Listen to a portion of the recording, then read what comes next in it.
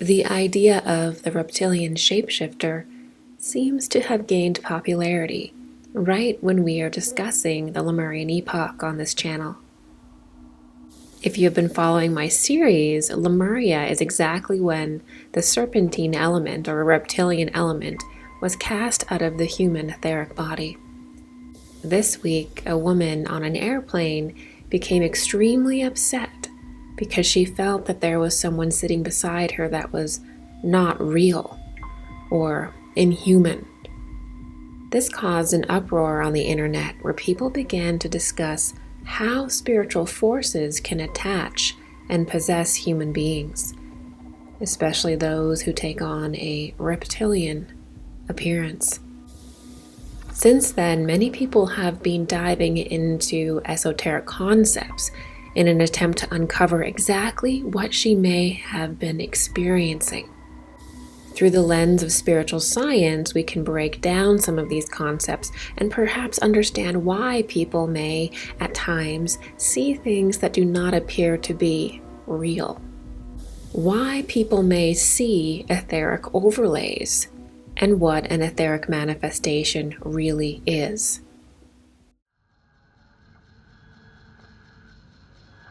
We have all heard accounts of reptilian beings prowling the astral plane. We've heard of sensitive people seeing these astral reptilian forms enveloping and overshadowing certain people who seem to be under their influence. This astral serpent entity is often called a shapeshifter, and according to esoteric traditions, is a demonic force that attaches to people to feed on their life force energy. Serpentine beings are often shown as dwelling in the darkness of the underworld with other chimerical creatures that appear to have both human and animal attributes.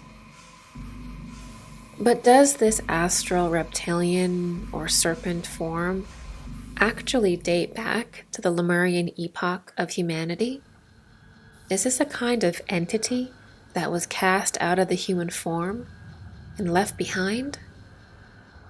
To evaluate this properly, we need to understand the concept of the doppelganger, the double, or the etheric double.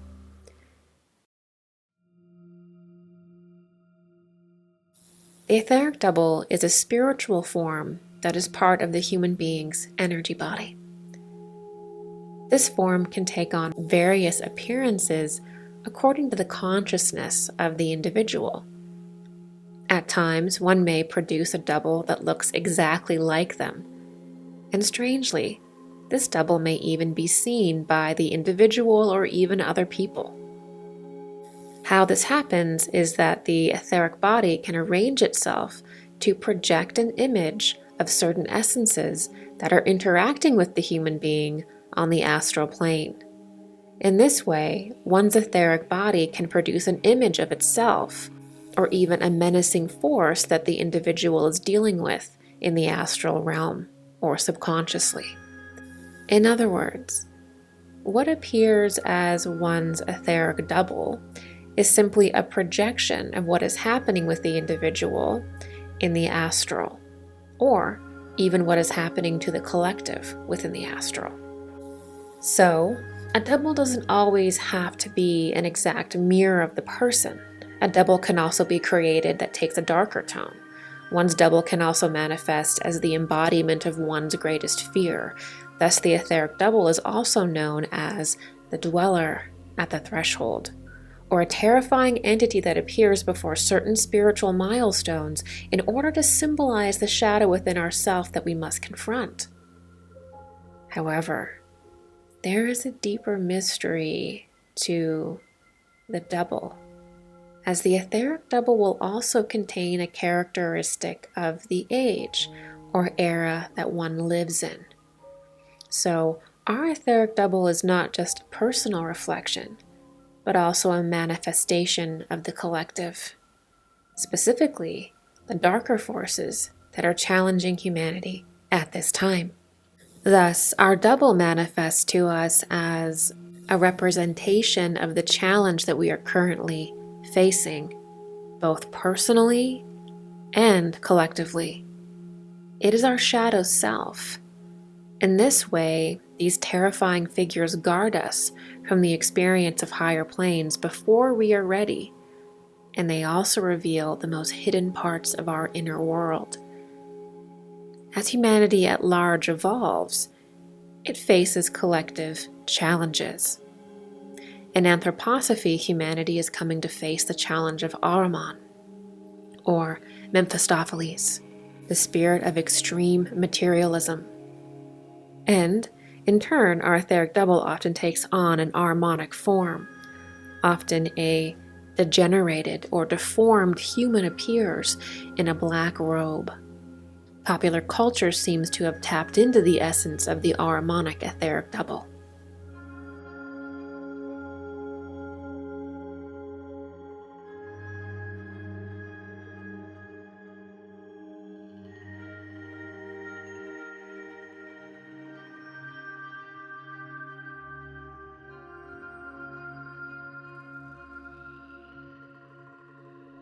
Let's return to Lemuria. If Ahriman is a form that we are facing today, what was the etheric form that took shape, representing humanity's collective shadow in Lemuria? Well, in the Lemurian epoch, humanity was influenced by a different force, Lucifer. The Lemurian epoch is the era of human history that we know as the Garden of Eden. It is when the male and female form begin to materialize or physicalize, which is the esoteric secret behind Adam and Eve, or the first man and woman on earth. And of course, also in Lemuria, we see the fall of Adam and Eve due to Lucifer, who appears to Eve as a serpent.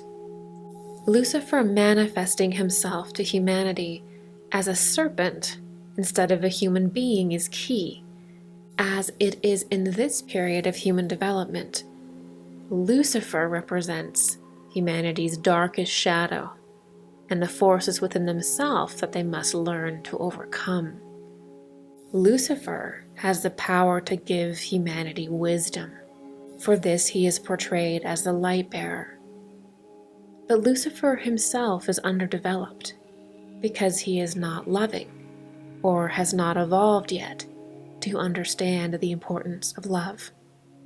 Thus, Lucifer represents pure knowledge without the foundation of love. And knowledge without love is very dangerous. Thus, in Lemuria, the serpent or the reptile is humanity's collective etheric double. It is the seed of the mind and knowledge, but in the most undeveloped and selfish stage. The reptilian human, the serpent in the Garden of Eden, is humanity's shadow self, representing this dynamic. Thus, the serpent being, or the reptilian, is the dark etheric double of an earlier stage of humanity. Over this time, as humanity evolves, this aspect is cast out and left to roam the lower planes. Perhaps if humanity can redeem Lucifer through loving, selfless acts, so too will the astral forms that bear his reptilian image be reconciled.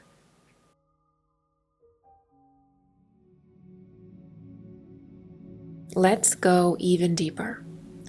As mentioned in my previous videos on Lemuria, the human form itself had a temporary serpentine nature before it settled into the form we have now. You see, in the earlier part of Lemuria, the bottom half of the human form did not have legs. Instead, it had a serpentine or reptilian tail. The human form had not yet materialized and would shift according to different celestial and earthly influences. So, in the Lemurian epoch, the physical form was not solid, and the human form would directly reveal the conditions of their etheric body or double. Thus, the astral influences that were interrupting the development of the human being would directly manifest in the human form. This process is explained by Rudolf Steiner in his recollections of Lemuria and summarized by Giorgio Spagnoli. At first, man is dual. In the head he resembles a bird, in the chest a lion, and in the belly a bull. The lower part of the human body is immersed in water and resembles a serpentine dragon form. As the upper part of man becomes emancipated from the lower reptilian, man becomes erect for the first time. In fact, the eye is now approaching to enter the astral body. The two eyes, sun and moon, the heart, due to the effect of the eye, and the lungs, due to the refining of the aerial element, are formed. This is the moment in which marine reptiles, dinosaurs, and pterosaurs appear on the earth, expelled together with the lower reptilian part of the astral body that had taken on the appearance of the luciferic spirits of temptation. The great reptiles of the Mesozoic derive from the shape of the man of the time as warm-blooded reptiles from their upright posture. The lower part of man will then act as a vehicle for the double or shadow, which, in fact, has a reptilian form. They go on to reveal that reptiles appearing on Earth are simply a physical manifestation of this specific spiritual event. Elohim blessed them. Be fruitful and multiply. Fill the waters of the seas. Let the birds multiply on earth. But the gigantic forms and the terrible appearance of these reptiles of the Mesozoic, and even the ability of the pterosaurs to fly, are under the extreme influence of Lucifer. With the introduction of the astral body and the approach of the eye during the Lemurian epoch, the reptilian etheric double that represented Lucifer was cast out of the human being. With no earthly body to hold them, did these reptilian human forms begin to roam the shadow world or the eighth sphere, perpetually looking to re-enter the life wave of humanity? Is it possible that to this day, these astral serpent beings are still seeking to reattach to humanity from when they were cast out during the Lemurian Eden? Does this esoteric mystery reveal that the reptilian beings seen by so many are truly a form of the luciferic spirits of temptation who were cast out of the Garden of Eden so long ago?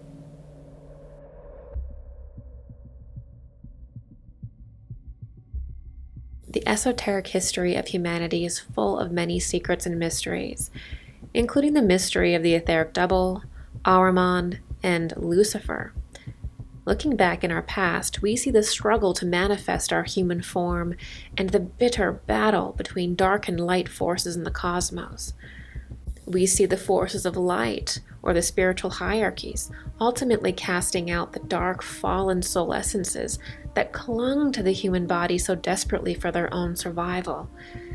And in the middle of the Lemurian epoch, we see a main character in this struggle emerge, the serpentine form, or the Luciferian reptilian being. Since that time, the reptilian humanoid has become a fixture in modern spirituality. Their menacing presence acts as a terrifying parasitic force upon humanity.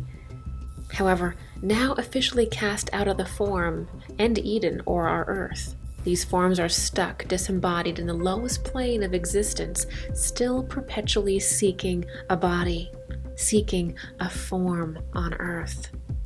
The Earth or Eden that they were cast out of so long ago. People who vividly encounter these beings believe they are aliens, and various mythologies about them fill the corners of the New Age and ufology. Immoral people in society, who many accuse of being Luciferian, are allegedly consumed by these astral serpent beings, their body no longer their own and instead seemingly permanently overshadowed by these lower Luciferic serpent beings. You see, deep within our past lies the keys to to understanding the shadow world and the parasitic entities that are bound to roam it. Through taking the time to study occult science, we can begin to see the big picture and directly confront the forces that are trapped just outside the earth, that are desperately seeking to enter it.